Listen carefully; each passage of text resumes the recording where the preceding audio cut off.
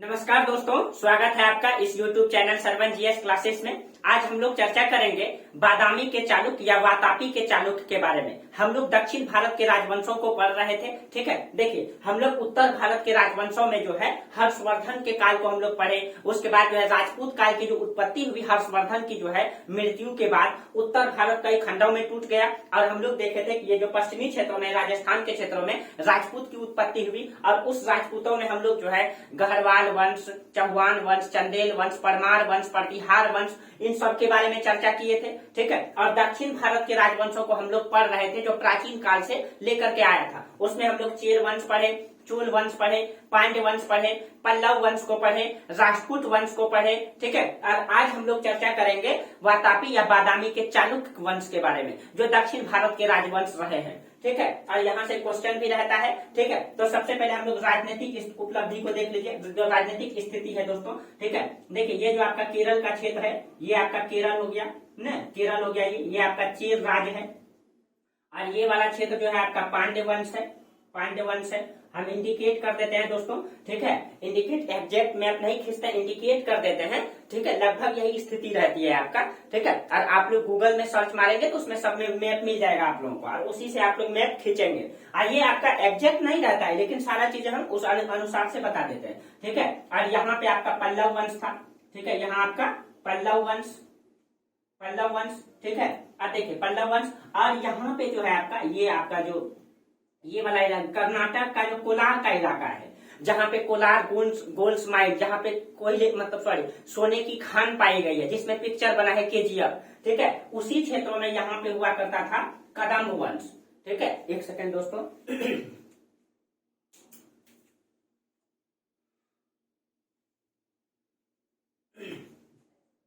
उसी क्षेत्रों में यहाँ पे हुआ करता था दो वंश था। एक तो था यहाँ पे गंग वंश, ठीक है, गंग वंश, ठीक, गंग वंश हुआ करता था यहाँ पे, ठीक है।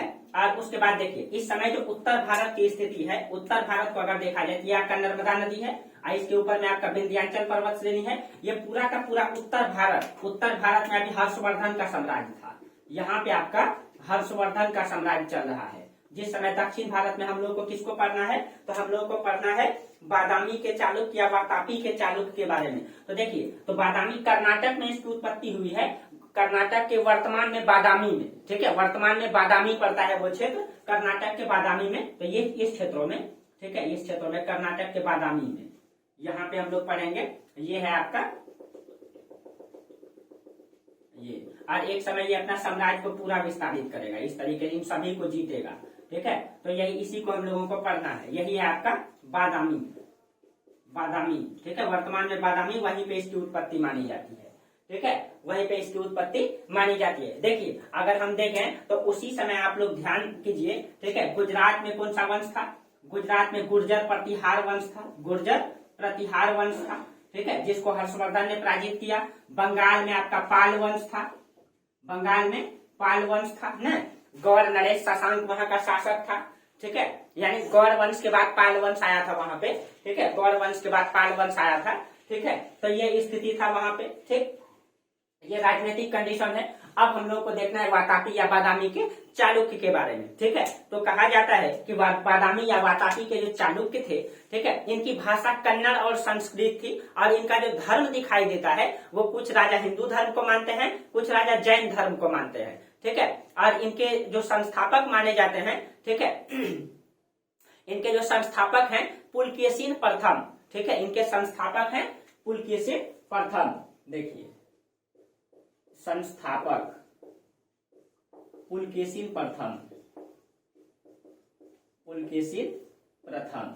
अब देखिए, हाँ, इनकी जो भाषा है, इनकी दो भाषा दिखाई देती है, एक तो कन्नड़ और दूसरा संस्कृत भाषा भी यहाँ प्रचलन में थी, संस्कृत, ठीक है। और इस समय विदेशी यात्री जो आए थे हुएन हर्षवर्धन के दरबार में, वो दक्षिण भी गए थे, कांची भी गए थे। तो यहाँ की शिक्षा व्यवस्था के बारे में भी वो बताते हैं कि यहाँ शिक्षा व्यवस्था जो बादामी के चालुक्य वंश में था वो बेहतर कंडीशन में था, ठीक है। और इनकी भाषा जो है कन्नड़ और संस्कृत है, ठीक है। और इनकी जो धर्म है, कुछ राजा इसमें जो धर्म को मान रहे हैं, कुछ हिंदू धर्म को मानते हैं, कुछ जैन धर्म को मानते हुए दिखाई देते हैं, ठीक है, हिंदू और जैन धर्म को, ठीक है, जैन धर्म को मानते हुए दिखाई देते हैं। ठीक है, अब देखिए इनका उदय के बारे में कहा जाता है कि इसकी उत्पत्ति जो है लगभग 540 ईस्वी के आसपास कर्नाटक में हुआ। कर्नाटक का जो वर्तमान में बीजापुर डिस्ट्रिक्ट है, बीजापुर वर्तमान में उसको बादामी कहा जाता है, वहीं पे। तो ये जो कर्नाटक का बादामी का इलाका है, आप लोग सर्च मार के गूगल में देखिएगा मैप को, यहीं पे इसकी उत्पत्ति 540 ईस्वी में मानी जाती है। किसके द्वारा? तो संस्थापक पुलकेशिन प्रथम के द्वारा मानी जाती है। लेकिन पुलकेशिन प्रथम के पहले भी दो राजा का नाम आता है। ठीक है, एक जय सिंह और एक रणराग। ठीक है, इनके पहले दो राजा का नाम आता है, एक जय सिंह और एक राजा है रणराग। लेकिन कहा जाता है कि इनकी बहुत ज्यादा उपलब्धि नहीं थे, ये सामंत थे, ये जो है सामंत थे। ठीक है, सामंत यहाँ पे दिखाई देता है। और ये सामंत किसका थे? ये कदम वंश के सामंत थे। यहीं पे आपका हुआ करता था कदम वंश। ठीक है, आप यही कर्नाटक का इलाका ले लीजिए, यहीं पे हुआ करता था कदम वंश। ठीक है, छोटा, उनकी बहुत ज्यादा उपलब्धि नहीं है कदम वंश की, लेकिन ये पहले कदम के ही सामंत हुआ करते थे, जय सिंह और रणराग। बाद में जब शासक बने पुलकेशिन प्रथम, तो इन्होंने जो है कदम वंश से अपनी सत्ता को स्वतंत्र बना लिए। ठीक है, पुलकेशिन प्रथम। तो चलिए हम लोग चर्चा करते हैं कहां से? पुलकेशिन प्रथम से। ठीक है, पुलकेशिन प्रथम से। और इसकी जो जानकारी मिलती है महाकूट अभिलेख से, एक अभिलेख है महाकूट अभिलेख, इसकी जानकारी मिलती है उसी से, महाकूट अभिलेख से इनकी जानकारी मिलती है। ठीक है, देखिए अगर हम इसके बारे में चर्चा करें, ठीक है, एक एक करके हम लोग सभी राजाओं को देखते हैं दोस्तों। ठीक है, और आप लोगों को एकदम इतिहास क्लियर रहना चाहिए, कहीं दिक्कत नहीं होना चाहिए, डाउट नहीं होना चाहिए। ठीक है, पुलकेशिन प्रथम के बारे में। ठीक है, देखिए पुलकेशिन प्रथम के बारे में कहा जाता है कि इसने अपनी राजधानी को कहाँ बनाया? तो राजधानी इसने बादामी को बनाया था। ठीक है, और कहा जाता है कि इसने अपने सीमावर्ती क्षेत्रों का विजय भी किया, आसपास के क्षेत्रों को। ठीक है, सबसे पहले इसने राजधानी कहाँ बनाया? राजधानी इसने बादामी को बनाया, बादामी को। और कहा जाता है इसने स्वतंत्रता की जब नींव डाली तो आसपास की सीमावर्ती क्षेत्रों में इसने अपना विस्तार भी किया। और अंतिम में कहा जाता है कि सीमा विस्तार किए थे, अश्वमेध यज्ञ भी किए थे, अश्वमेध यज्ञ। देखिए दोस्तों, इससे स्पष्ट हो जाता है कि जो अश्वमेध यज्ञ कराते थे वो कहीं न कहीं बेहतर उनका इकोनॉमिक्स कंडीशन रहता था, उनका आर्थिक स्थिति मजबूत होती थी, उन राजा के पास संपत्ति होती थी, बड़े राज्य होते थे, तब जाकर के वो अश्वमेध यज्ञ कराते थे, क्योंकि वो बड़ा यज्ञ होता था। और अश्वमेध यज्ञ में आप लोग देखे होंगे रामायण में भी एक घोड़ा छोड़ा जाता था, और उस घोड़ा को जो पकड़ लेता था, ठीक है, यानी कि मान लीजिए, देखिए थोड़ा सा उदाहरण देते हैं, मान लीजिए ये एक राज्य है, इस राजा का राज्य है। ठीक है, एक राजा का नाम मान लीजिए इसी का राज्य है, इसके बगल में एक राज्य है, बहुत सारे छोटे छोटे राजवंश है। ठीक है, बहुत सारे छोटे छोटे राजवंश है। अब मान लीजिए ये राजा अश्वमेध यज्ञ कराए, तो ये क्या करेंगे? एक घोड़ा छोड़ेंगे, एक घोड़ा अपने राज्य से स्वतंत्र रूप से छोड़ देंगे। वो घोड़ा जहां जहां जाएगा, ठीक है, यहाँ भी राजा है, यहाँ भी राजा है, वो घोड़ा मान लीजिए इस राज्य में आया, अगर उस घोड़ा को ये राजा पकड़ लिए, तो इसका मतलब इस राजा से उनको युद्ध करना होता था। स्वाभाविक है दोस्तों, ये बड़ा राजा है, ठीक है, ये बड़ा राजा है, इनसे जो है युद्ध करने में ये सक्षम नहीं है, तो ये क्या करेगा ना, इसका घोड़ा नहीं पकड़ेगा। और अगर ये नहीं पकड़ा, तब ये जो छोटा राजा है, ये इसका सामंत माना जाएगा, यानी अधीनता स्वीकार करेगा, यानी कि ये जो बोलेगा उसको इसको मानना पड़ेगा। ठीक है, ये सिस्टम था। तो इसने अश्वमेध यज्ञ कराया था, इसका मतलब ये है कि कहीं कहीं राजा जो है योग्य है, इसीलिए इसने जो है मतलब कि स्वतंत्र सत्ता की नींव डाली थी। ठीक है, और इसका शासनकाल देखिए, पुलकेशिन जो प्रथम है, इसका शासनकाल 543 से 566 ईस्वी। आप लोग इसका शासनकाल को भी लिखते चलिएगा, 543 से 566 ईस्वी है इनका शासनकाल। ठीक है, एक एक करके सभी राजाओं को क्रम बाई क्रम हम बता देते हैं, आप लोग लिख लीजिएगा, क्वेश्चन कहीं से भी पूछे दिक्कत नहीं होगा आप लोगों को। ठीक है, अब उसके बाद शासक बनता है कीर्तिवर्मन प्रथम। ठीक है, कीर्तिवर्मन प्रथम।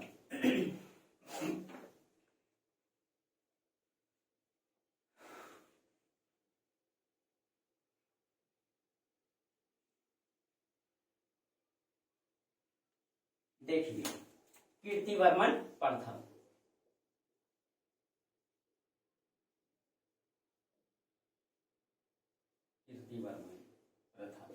ठीक। और इसका जो कीर्तिवर्मन का शासन काल है 566 से लेकर के 597 ईस्वी तक इसने शासन किया। एक लंबा शासन काल इनका दिखाई देता है, 566 से 597 ईस्वी तक इसने शासन किया। ठीक है। अब देखिए इसके बारे में कहा जाता है कि इसने जो है कदम वंश और मोयर और गंग को पराजित किया। तो मोयर वंश इस समय जो कोकण का तट है ना, यहाँ पे कुछ मोयर लोग रहते थे, ठीक है, मोयर लोग रहते थे, उनको भी इसने पराजित किया, ठीक है। तो इसने जो है कदम वंश को भी पराजित किया। ये देखिए ये वाला आपका कदम वंश है, ठीक है, आप लोग मैप में देख लीजिएगा, कदम वंश है, ठीक है, कदम वंश। इसके दक्षिण में ये गंग वंश है, गंग वंश है, इसी आसपास में था जो, तो हम एग्जैक्ट मैप नहीं बता रहे, हम सिर्फ इंडिकेट कर रहे हैं। ये दोनों के दोनों कर्नाटक में ही थे, कदम भी और गंग भी दोनों कर्नाटक में ही थे, ठीक है। और ये गंग वंश कर्नाटक के कोलार क्षेत्रों में थे, ठीक है। और कदम वंश भी यही थे, उनका नाम कदम के गाछ के नाम पे कदम वंश पड़ा था, उनका नाम कहा जाता है। उनके साम्राज्य में एक बहुत बड़ा कदम का पेड़ था, उसी के नाम पे पड़ा था, ठीक है। तो कहा जाता है 566 से 597 इसने कहा जाता है कि इसने गंग वंश को भी पराजित किया, इसने कदम वंश को भी पराजित किया, और ये जो तटवर्ती सीमा है, इस तट कोकण का तट है, इसको भी इसने जीता, ठीक है। तो देखिए इसने जो है कोकण का तट में मोयर रहते थे, उनको जीते, मोयर को जीते, प्लस में इसने कदम को जीते, कदम को भी जीते, इसने गंग को भी जीते, ठीक है। इसके बारे में कहा जाता है इसने इन सभी को जीता था, ठीक है। और इसके बाद कहा जाता है इसने मगध, बंग, चोल और पांड्य, ठीक है, इन देशों की विजय यात्रा किया था। देखिए इसका मतलब है कि देखिए इसके बारे में कहा जाता है कि इसने पांड्य, ठीक है, उसके बाद आपका मगध, पांड्य, देखिए मगध आपका उत्तर में है, ठीक है, मगध आपका उत्तर में है, ठीक है, चोल, बंग, ठीक है, मगध, इसने जो है चोल, बंग मतलब यहाँ बंगाल से है, बंग, लेकिन यहाँ ये कहां तक सही है दोस्तों ये स्पष्ट नहीं है, ठीक है। इन सभी का मगध, बंग, चोल, पांड्य, ठीक है, चोल, बंग, इन सभी का इसने जो है विजय यात्रा किया। विजय यात्रा का मतलब हो गया कि कहीं न कहीं जो है इन सभी राज्यों को इसने अधीनता स्वीकार करवाया। यानी कि मगध, देखिए पांड्य तो दक्षिण में है, मगध आपका उत्तर में है, ठीक है, चोल आपका पता ही है कि यहाँ पे आपका चोल है, ठीक है, सॉरी यहाँ पे आपका चोल है, यहाँ पे आपका चोल है ना, तब ना पांड्य है। इसके ऊपर में आपका पल्लव वंश है, इसके ऊपर में पल्लव है, ठीक है, पल्लव। तो इसने पल्लव को भी और इधर आपका बंग का भी यात्रा किया। इसका मतलब ये कहां तक सही है ये स्पष्ट नहीं दोस्तों, कहीं कहीं अलंकारिक रूप से भी दिखाया गया है, ठीक है, लेकिन इसके बारे में कहा जाता है इन सभी का इसने विजय यात्रा किया। इसका मतलब है कि ये राजा योग्य है। इसने जो है सबसे पहले तो अपने समीपवर्ती क्षेत्रों को इसने बढ़ाया, इसने जो है अपनी सीमा का विस्तार किया, यानी इन सभी क्षेत्रों को इसने जीता और इन सभी क्षेत्रों को इसने जीता। ये सभी के सभी क्षेत्र जो है इसने जीत लिए। और इसके अलावा इसे दक्षिण में यात्रा किए, इधर पाल में वंश में यात्रा किए, उत्तर में यात्रा किए। इसका मतलब है कि इसने आसपास के क्षेत्रों को जीता और पड़ोसी राज्यों को इसने अधीनता स्वीकार करवाया। लेकिन ये कहां तक सही है ये स्पष्ट नहीं है, स्पष्ट नहीं है, ठीक है। और इसके बाद कहा जाता है कि इसका पुत्र जो है पुलकेशिन द्वितीय राजा बनना चाहता था और वो एक योग्य योद्धा भी था दोस्तों, ठीक है। लेकिन कहा जाता है कि कीर्तिवर्मन का भाई था मंगलेश ने जो है अपनी ताकत से, ठीक है, अपने बल पूर्वक से जो है सत्ता का ग्रहण किया।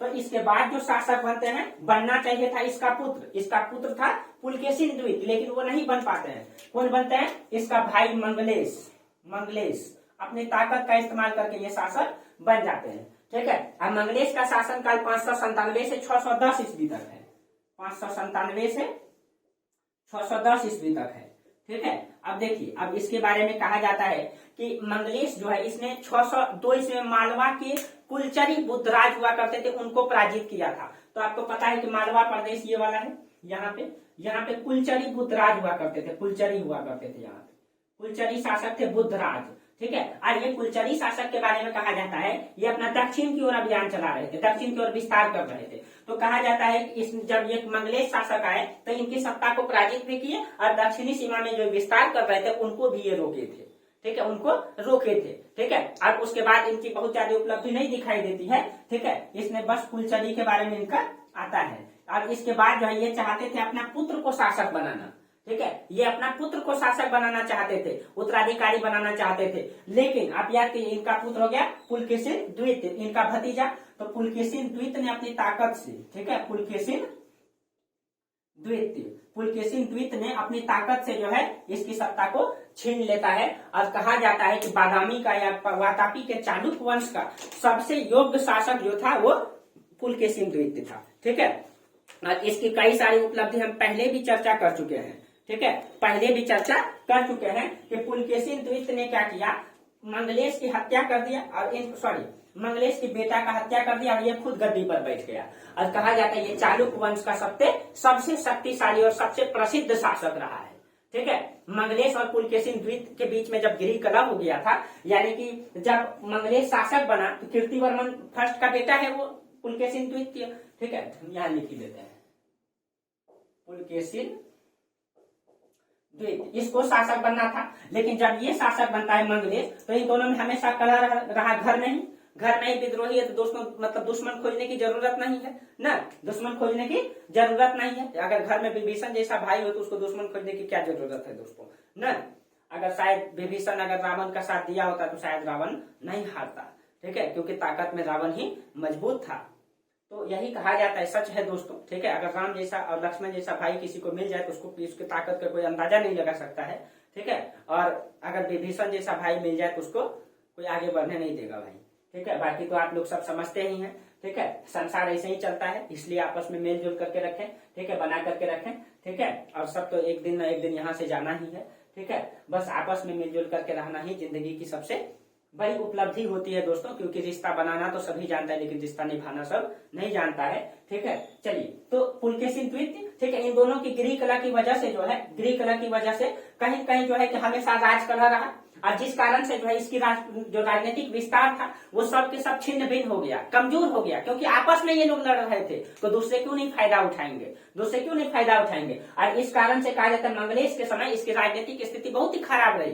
ठीक है, जब पुलकेशिन द्वितीय शासक बने, ठीक है, तो कहा जाता है कि बहुत ही योग्य योद्धा था। और उस समय कहा जाता है कि जब पुलकेशिन द्वितीय शासक बना तो दक्षिण भारत के पूरे राज्यों को इसने जीता। उत्तर भारत में हर्षवर्धन था तो दक्षिण भारत में पुलकेशिन द्वितीय का राज था। यानी पूरे भारत में अगर मजबूत सत्ता कोई था तो दो था, एक दक्षिण में पुलकेशिन द्वितीय और उत्तर में हर्षवर्धन।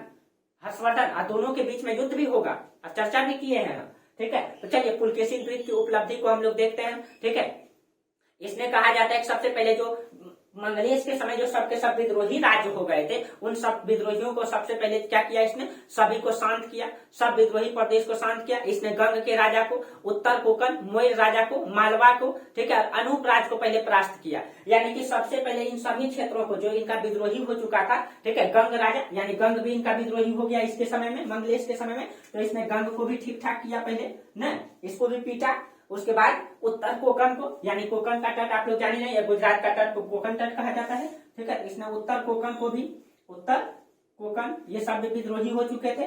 ठीक है, ये सब विद्रोही हो चुके थे। उत्तर कोकण मोयर राजा, मालाबार को, अनूप राज को, ठीक है, इसने जो है मोयर राजा को, मालाबार को, अनूप राजा को, ठीक है, इन सभी को इसने जो है सबसे पहले पराजित किया और अपनी अधीनता फिर से स्वीकार करवाया। ठीक है, उसके बाद लाट देश जो दक्षिणी गुजरात है ना, जो गुजरात का दक्षिणी इलाका है, इधर वाला यहाँ तक गुजरात है, ठीक है, इसको लाट देश कहा गया है।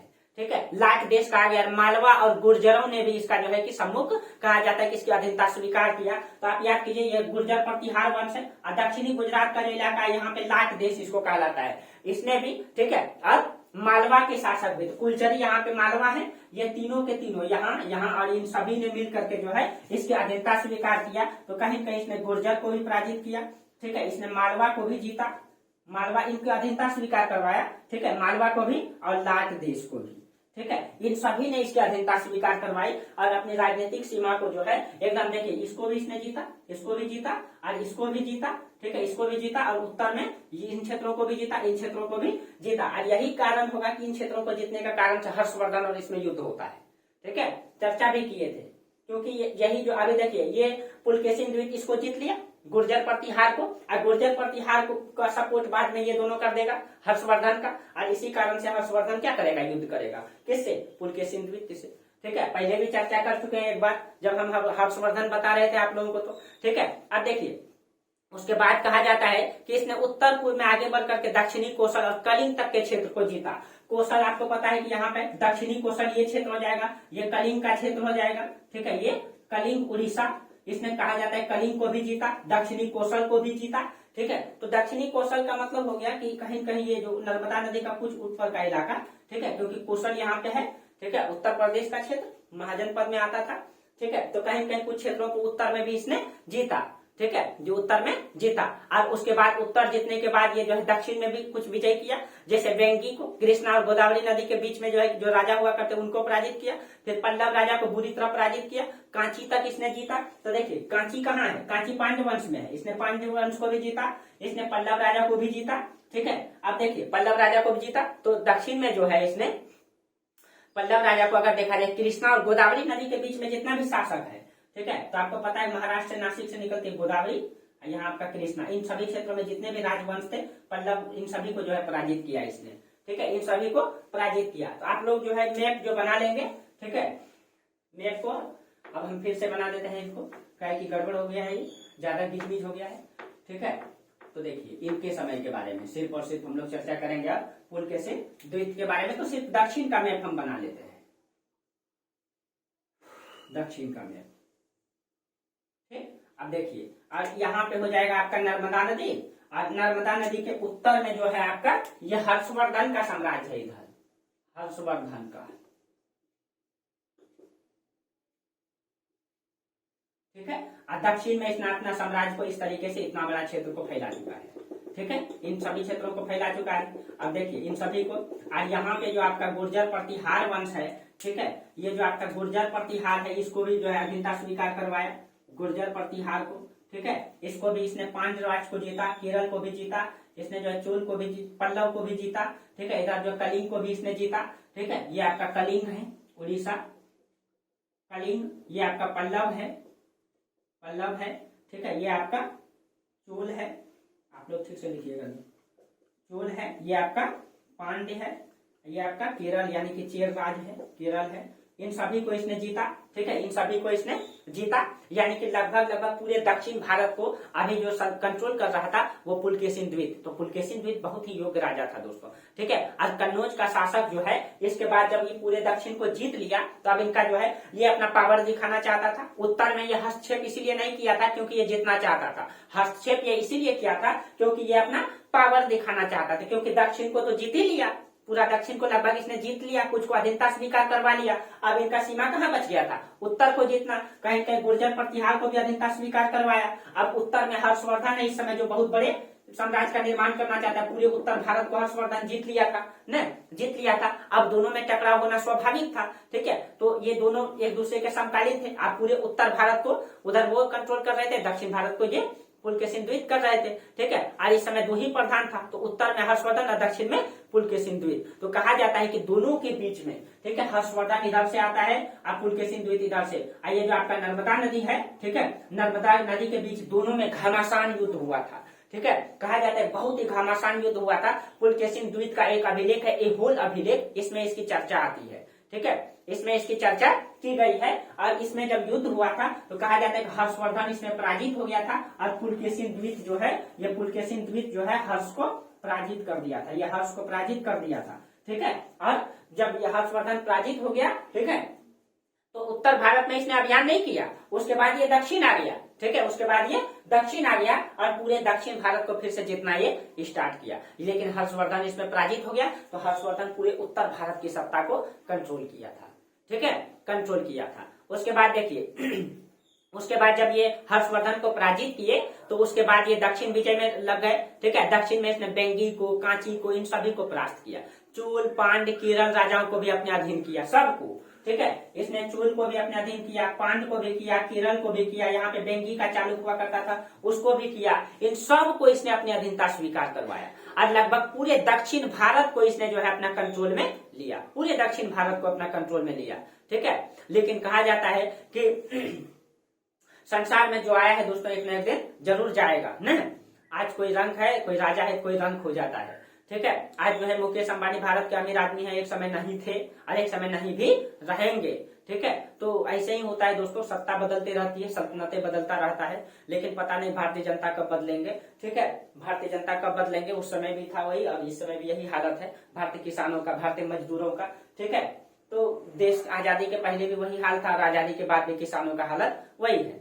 ठीक है, तो पता नहीं कब ये लोग बदलेंगे। ठीक है, चलिए बाकी हम लोग अपना इतिहास पढ़ेंगे। ठीक है, तो कभी कभी लग जाता है दोस्तों, बदलनी चाहिए परिस्थितियां। ठीक है, हाँ, तो कहा जाता है कि पुलकेशिन द्वीप ने पूरे दक्षिण भारत को तो जीता दोस्तों, ठीक है, लेकिन कहा जाता है कि कभी भी सामने वाले को कमजोर नहीं समझना चाहिए, ठीक है। तो एक समय हुआ माना जाता है पुलकेशिन द्वितीय, ठीक है, और पल्लव शासक हुआ करता था नरसिंह वर्मन, आप लोग याद कीजिए, इस समय पल्लव शासक था नरसिंह वर्मन प्रथम, ठीक है, यहाँ का शासक था नरसिंह वर्मन प्रथम, नरसिंह वर्मन प्रथम ने, ठीक है, जब इसका क्षेत्र को मजबूत कर रहा था ये, तो इसने इस पे आक्रमण किया, ठीक है, और ये घटना मानी जाती है 642 से 43 ईस्वी के आसपास हुआ है, ठीक है। तो इसमें जो है आपका पल्लव शासक और प्लस में पुलकेशिन द्वीप के बीच पुलकेशिन द्वीप के बीच जो है घमासान युद्ध होता है, और इसमें पल्लव शासक जीत जाता है, पुलकेशिन द्वीप हार जाता है। ये घटना 642-43 के आसपास मानी जाती है, ठीक है, और इसमें जो है पल्लव शासक ने पुलकेशिन द्वीप को पराजित करके इसकी हत्या कर देती है, ठीक है। और उसके बाद जो है इसका राज्य धीरे धीरे दिखाई देता है कि कमजोर की ओर दिखाई देता है, ठीक है। और इसी के समय एक चीनी यात्री भी आया था 641 ईस्वी में, ठीक है, युवान तवा पुलकेशिन द्वीप के समय ही एक चीनी यात्री आया था, 641 ईस्वी में आया था युवान तवा, ठीक है। ये इसी के समय विदेशी यात्री था जो पुलकेशिन द्वीप के समय ही भारत आया था, ठीक है, पुलकेशिन द्वीप के समय ही भारत आया था, ठीक है। अब देखिए तो एक समय दिखाई देता है कि जो चालुक्य वंश है वो कहीं एक पूरे दक्षिण भारत के साम्राज्य को जीता, ठीक है। अब कहा जाता है कि जब पुलकेशिन द्वीप का साम्राज्य बहुत मजबूत था, मतलब कि बड़े क्षेत्रों में शासन कर रहा था, इसकी ताती चलती थी दक्षिण में, तो उसने एक दूत भी भेजा था ईरान में, ठीक है। तो इसने दूत कहाँ भेजा था? ईरान में इसने अपना दूत भी भेजा था, और ईरान में जो दूत भेजा था उस समय ईरान का शासक था शाह शाहरुख द्वितीय, ठीक है। उस समय ईरान का शासक कौन था? शाहरुख द्वितीय, ठीक है। यहाँ पे ये ध्यान में रखिएगा आप लोग, ठीक है। ईरान ने दूत भेजा था, और ईरान के शासक ने भी कहा जाए, ये दूत पहुंचा कब था? 642 ईस्वी में जो ये दूत ईरान पहुंचा था इसका, ठीक है। अब बदले में शाहरुख ने भी जो है अपना दूत पुलकेशिन के दरबार में भेजा था, ठीक है। शाहरुख ने भी इसके दरबार में एक दूत भेजा था, ठीक है। और उसके बाद कहा जाता है इसका स्पष्ट प्रमाण मिल जाता है, जो अजंता की गुफा है उसमें जो चित्रकारी की गई है, उस चित्र में जो है ईरानी राजदूत के आगमन का दृश्य को चित्रांकित किया गया है, ठीक है। यानी आपको पता है कि यहाँ पे अजंता का पर्वत है, अजंता पर्वत, ठीक है, अजंता है महाराष्ट्र में, और इसी में जो है बहुत सारी चित्रकारी मिली है, प्राचीन काल से लेकर के मध्यकालीन तक के मिले हैं न। और उस चित्रकारी में जो है एक ईरानी राजदूत के आगमन को चित्रांकित किया गया है, यानी कि ईरानी राजदूत आ रहे हैं उसका चित्रांकित किया गया है। इससे स्पष्ट हो जाता है कि कहीं कहीं इस समय ईरान से अच्छा संबंध रहा होगा, विदेशी संबंध रहा होगा न। और पुलकेशिन द्वीप की मृत्यु हो जाती है उसके बाद, और जब मृत्यु हो गई तो उसी समय पल्लव शासक अपना राज विस्तार कर रहे थे, कौन? नरसिंह वर्मन फर्स्ट, ठीक है। और आप लोगों को नरसिंह वर्मन के बारे में पढ़ा भी चुके हैं पिछले क्लास में, देखिए अब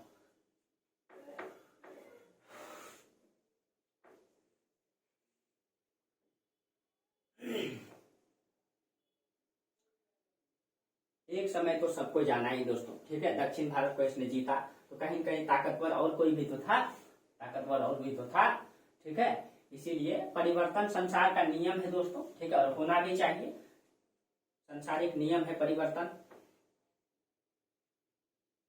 इसीलिए आप लोग मस्ती से जीवन चलाइए, अपना तैयारी में लगे रहना है, ठीक है।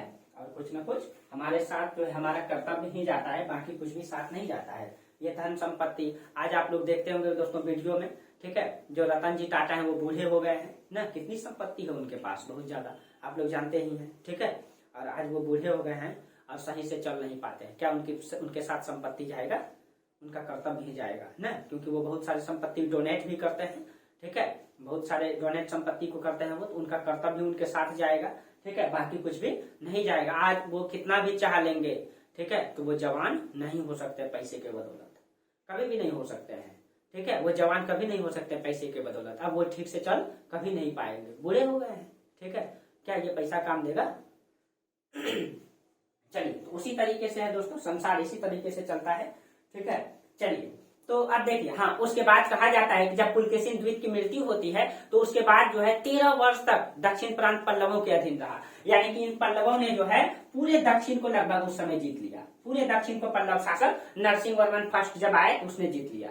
ठीक है, 13 वर्षों तक जो है पल्लवों का सत्ता रहा। फिर कहा जाता है कि जब चालुक्य वंश में एक योग्य राजा आता है विक्रमादित्य फर्स्ट, ठीक है, तब कौन आता है? विक्रमादित्य फर्स्ट। 13 वर्ष के बाद विक्रमादित्य प्रथम, ठीक है, विक्रमादित्य प्रथम जब आता है, ये माना जाता है 655 से 680 तक इनका शासन रहा। ये 655 में आते हैं और 680 तक ये शासन किए। ठीक है, ये जब आता है तब ये अपनी सत्ता जो है पल्लवों से छीनता है। ठीक है, कहा जाता है ये जो है विक्रमादित्य फर्स्ट जो है ये पुलकेशिन द्वित का बेटा था, पुलकेशिन द्वित का पुत्र था ये, और ये अपने पिता की तरह योग्य और मतलब महत्वाकांक्षी था ये।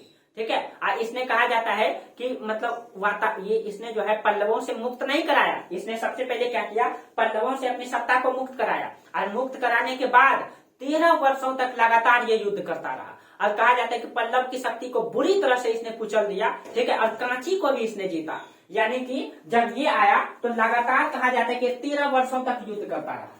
ठीक है, ये 13 वर्षों तक युद्ध करता रहा। सबसे पहले तो इसने पल्लव से अपनी सत्ता को वापस किया, पल्लव से अपनी सत्ता को वापस किया। 13 वर्षों तक युद्ध करने के बाद पल्लवों को बुरी तरह पराजित कर देता है, और उसके बाद ये कांची को भी जीतता है।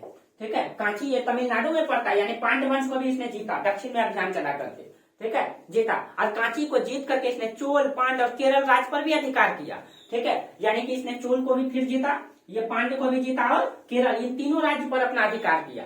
यानी कि अपने पिता की तरह योग्यता को ये दर्शाता है। ठीक है, दर्शाता है, और उसकी अपनी अधीनता स्वीकार करने के लिए विवश भी किया इन सभी को। ठीक है, लेकिन इसके मृत्यु के बाद जो है शासक बनता है विजय द्वितीय। ठीक है, जब इनकी मृत्यु हो गई तो इनके बाद शासक कौन बना? विजय द्वितीय। विजय द्वितीय। ठीक है, और विजय द्वितीय का जो शासन काल है, शासन काल इसका है 680 से 696, 680 से 696 ईस्वी तक इसने शासन किया। ठीक है, 696 ईस्वी तक इसने शासन किया। ठीक है, अब देखिए इसके बारे में कहा जाता है कि इसकी शक्ति अब कमजोर हो चुकी थी। अब इसके मतलब राजवंश में इतनी ताकत नहीं बच गई थी अब। ठीक है, शक्ति बहुत कमजोर हो चुकी थी, इसलिए जो है कि शासक इसके समय बहुत कमजोरी स्थिति में दिखाई देता है। और इसके बाद जो शासक बनता है ये विजय द्वितीय। ठीक है, इसके बाद शासक बना विजय द्वितीय, और इसके बाद समय के कोई घटना का उल्लेख नहीं मिलता है। ठीक है, इसके बाद इसके समय स्थिति गड़बड़ाने लगी। ठीक है, इसके विक्रमादित्य फर्स्ट के बाद से इसके बाद शासक बने विजय द्वितीय। ठीक है,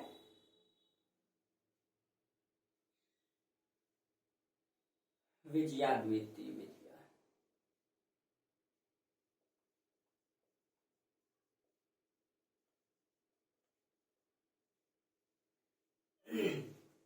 और विजयाद्वित के बारे में कहा जाता है इसका शासनकाल 696 से 733 तक रहा। 696 से 733, और इसके समय की कोई घटना का उल्लेख स्पष्ट नहीं मिलता है।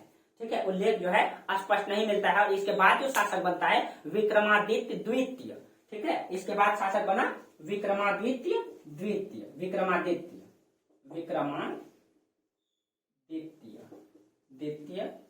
द्वितीय, ये शासक बनता है। ठीक है, और इसने जो है फिर से अपनी सत्ता को वापस लाने का भी प्रयास किया। इसका शासनकाल जो है 733 से 746 ईस्वी तक है। 733 से 746 ईस्वी तक है। ठीक है, और इसने कहा जाता है कि अपनी सत्ता को वापस लाने का भी प्रयास किया।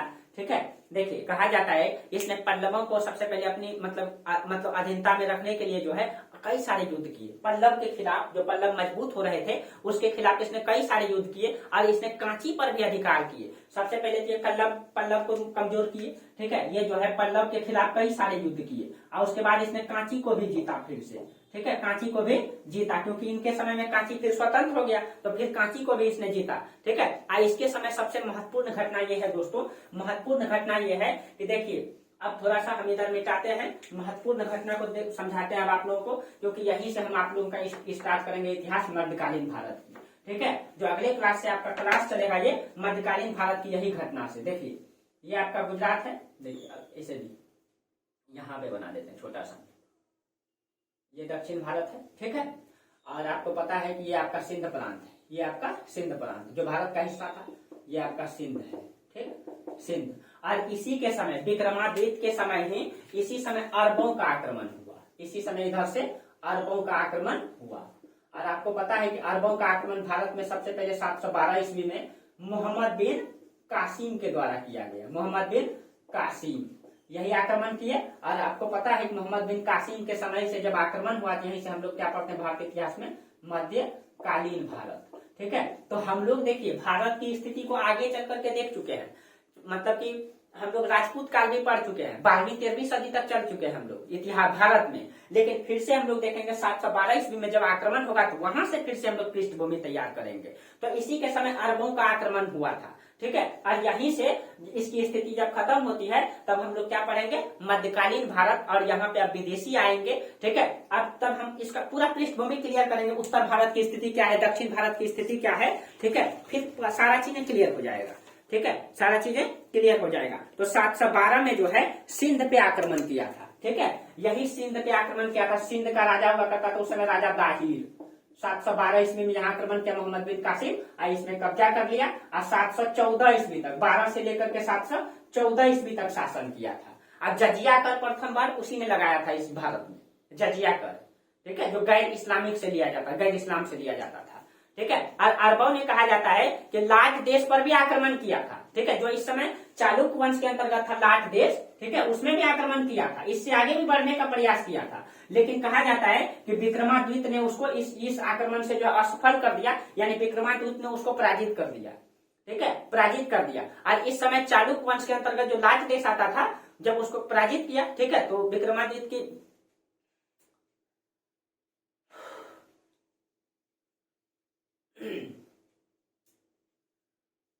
देखिए, हाँ, जब इसने आक्रमण किया तो विक्रमादित्य के बारे में कहा जाता है कि विक्रमादित्य एक योग्य शासक थे। और योग्य शासक के कारण से जो है इसने अपने साम्राज्य को फिर से पुनर्स्थापित करने का काम किया, फिर से पुनर्स्थापित करने का काम किया। और उसके बाद कहा जाता है विक्रमादित्य के बाद शासक बनता है कीर्तिवर्मन द्वितीय।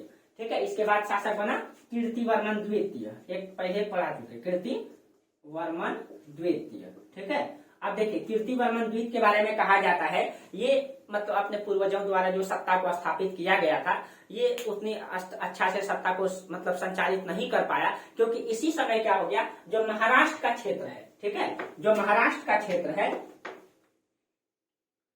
देखिए ये हो गया, ये जो आपका महाराष्ट्र का क्षेत्र है, ये पूरा का पूरा चालुक्य वंश है। इसी महाराष्ट्र के क्षेत्र में यहाँ पे राष्ट्रकूट की उत्पत्ति होती है। ठीक है, राष्ट्रकूट में शासक था दंती दुर्ग, इसी का शासक था दंती दुर्ग। ठीक है, दंती दुर्ग क्या करता है, हम आपको पढ़ा भी चुके हैं पहले। ठीक है, दंती दुर्ग जो है महाराष्ट्र में जो एक नए राजवंश की नींव डाला, इसको कीर्तिवर्मन को पराजित कर दिया। और वहां पे एक नए राजवंश की नींव डाला, कौन सा वंश, राष्ट्रकूट वंश, जो हम आपको पढ़ा चुके हैं। आप लोग अब क्या कीजिएगा, उसको लिंक कर लीजिएगा। जब राष्ट्रकूट वंश की सत्ता आई तो राष्ट्रकूट वंश ने धीरे धीरे जब अपना साम्राज्य का विस्तार किया तो इसका जो है साम्राज्य की स्थिति क्या हो गई, धीरे धीरे समाप्त हो गई। ठीक है, और चालुक्य का जो है धीरे धीरे क्या हो गया, अंत हो गया। ठीक है, चालुक्य का धीरे धीरे अंत हो गया। और कीर्तिवर्मन के बाद जो है इसका इतिहास स्पष्ट दिखाई नहीं देता है। और चालुक्य राजवंश का लगभग जो है माना जाता है 756 ईस्वी के आसपास ये क्या हो गया, समाप्त हो गया। लगभग 756 ईस्वी के आसपास इसकी स्थिति, 756 ईस्वी के आसपास इसकी स्थिति क्या मानी जाती है, समाप्त मानी जाती है। और यहाँ पे राष्ट्रकूट वंश की उत्पत्ति होती है। अब राष्ट्रकूट वंश आपको पढ़ा चुके हैं। तो देखिए अब इस समय हम लोग को देखें, अरबों का जब आक्रमण हुआ हिंदुस्तान में, पहली बार मुगल आए। देखिए तो हम लोग पढ़े हैं दोस्तों कि इतिहास को हम विभाजित नहीं कर सकते हैं, लेकिन हम लोग पढ़ाई के लिए सहूलियत हो, इसके लिए हम लोगों ने इतिहास को कई भागों में बांट दिया है, यानी 3 भागों में, प्राचीन काल, मध्यकालीन, आधुनिक। तो हम लोग जो पढ़े प्राचीन काल, हम लोग शुरू से पढ़े, यानी कि अनिश्चित काल से लेकर के 712 ईस्वी तक हम लोग पढ़ते प्राचीन काल न।